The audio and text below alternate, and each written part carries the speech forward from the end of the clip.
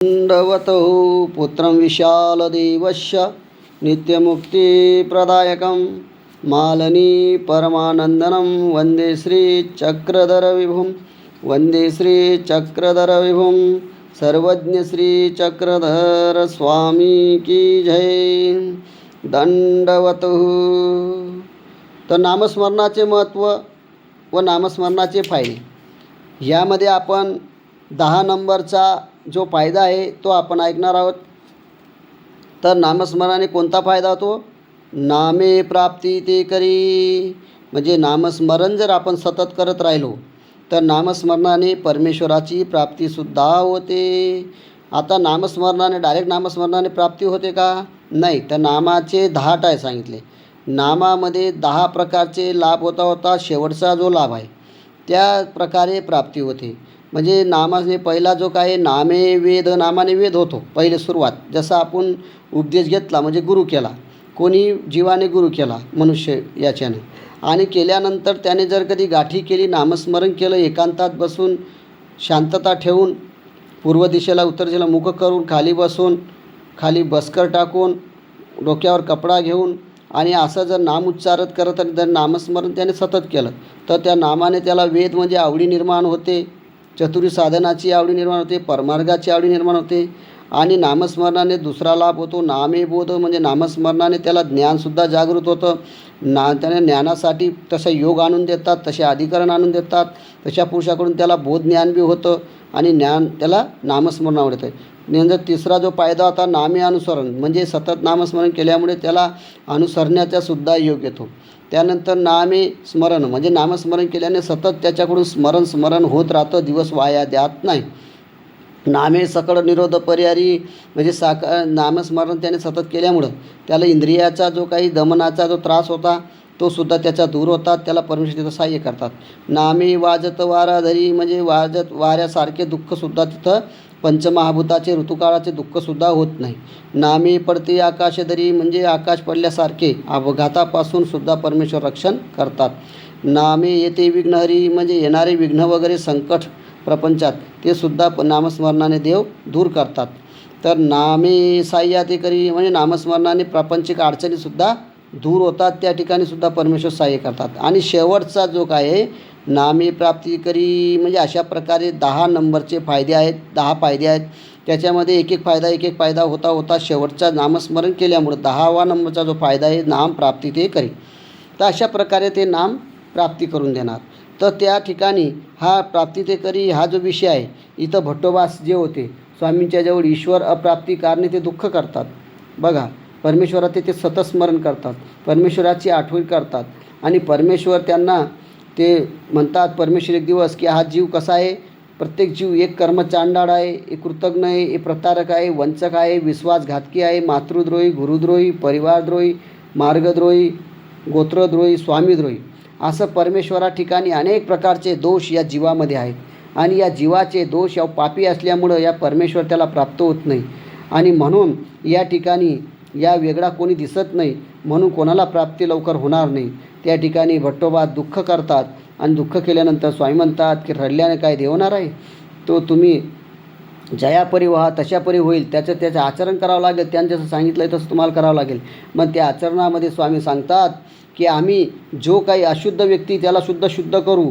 त्याच्यावरून स्वामींनी सुरीचासुद्धा दृष्टांत सांगितलेला आहे इथं, की सुरी कोपऱ्यात पडलेली होती, ती खंगलेली होती, तिला मड लागलेला होता, परंतु गावामध्ये जो खाती येतो तो एक त्या कोपऱ्यामध्ये पाहतो, ती सुरी घेऊन जातो, त्या खातीजवळ देऊन देतो, आणि तो खाती काय करतो लोहार तिला ते सुरीला पाहतो की ही योग्य सुरी आहे, ही राजासाठी योग्य आहे, सुरी दिसते परंतु योग्य आहे.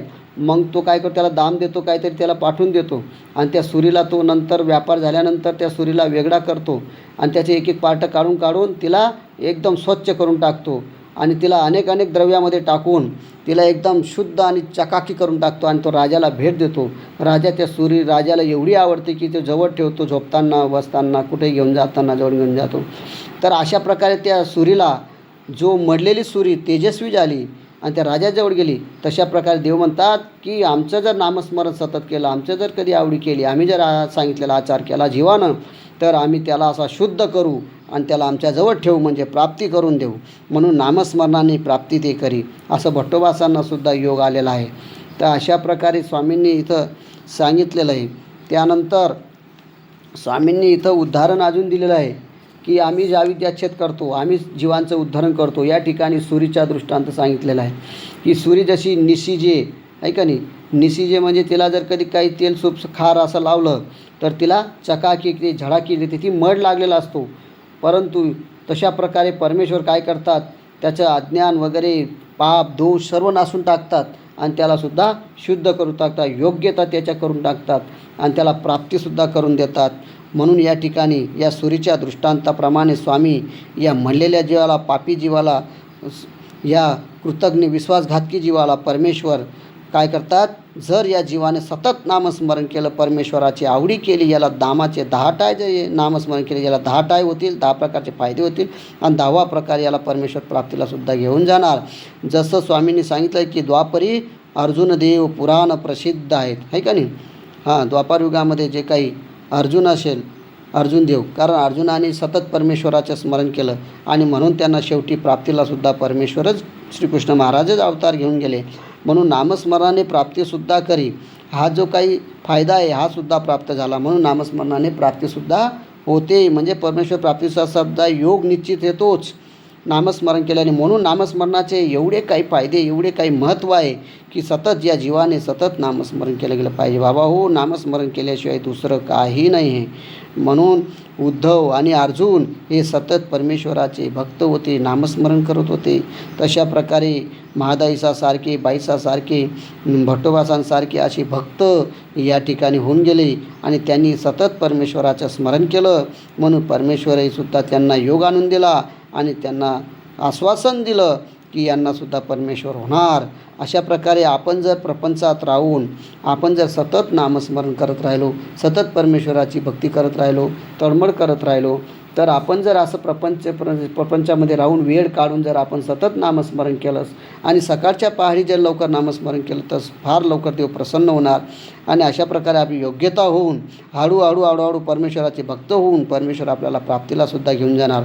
म्हणून नाम तारी बाकी सब दुकानदारी, म्हणून नामच तुम्हाला तारणार आहे, परमेश्वराचे नामच तुम्हाला तारून प्राप्तीला घेऊन जाणार आहे. म्हणून नामस्मरणाचं महत्त्व हे फार महत्त्वाचं आहे. म्हणून नामस्मरण ते प्राप्ती ते करी, हा 10वा फायदासुद्धा आपण ऐकलेला आहे. नामस्मरणाचे महत्त्व आणि नामस्मरणाचे फायदे, नामाचे 10 टाय हे आपण इथं ऐकलेले आहेत. तर आता पुढचे विषय पुढच्या भागामध्ये घेऊ. तर आतापर्यंत एवढं आपलं पूर्ण झाले. दंडवतो सर्वज्ञ श्री चक्रधर स्वामी की जय.